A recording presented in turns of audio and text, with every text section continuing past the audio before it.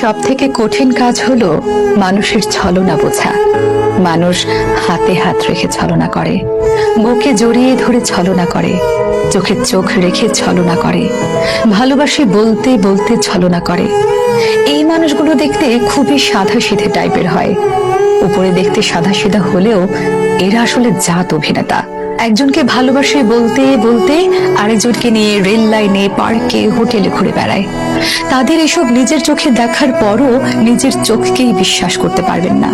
নিজেকে কুয়াশার ঘোরের মধ্যে মনে হবে, মেনে নিতে না চাইলেও ওটাই সত্যি।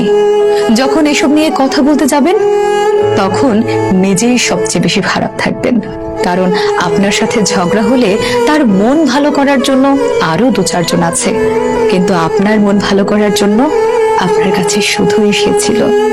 আপনি সব জেনে শুনে মেনে নিয়ে ঠিক করতে চাইলেও কোনো কিছুই আর আগের মতো ঠিক হবে না।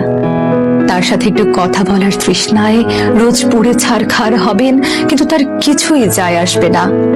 মাসের পর মাস যাবে, বছর কেটে যাবে, কিন্তু সে ভুলেও জানতে আসবে না আপনি কেমন আছেন, কেমন করে সহ্য করছেন তার দেওয়া বিরহ যন্ত্রণা। তার দেওয়া বিরহ বিচ্ছেদের আগুনে পুড়তে পুড়তে অনেকটা সময় পর বুঝতে পারবেন আসলে নিজের ভালো নিজেকেই রাখতে হয়। কারো উপর নির্ভর হয়ে থাকলে শুধু জ্বলে পুড়ে ছারখার হতে হয়। তারপর একটা পর্যায়ে ভালো থাকা শিখে যাবেন, তখন আগের মতো আর কাউকে সহজে বিশ্বাস করতে পারবেন না।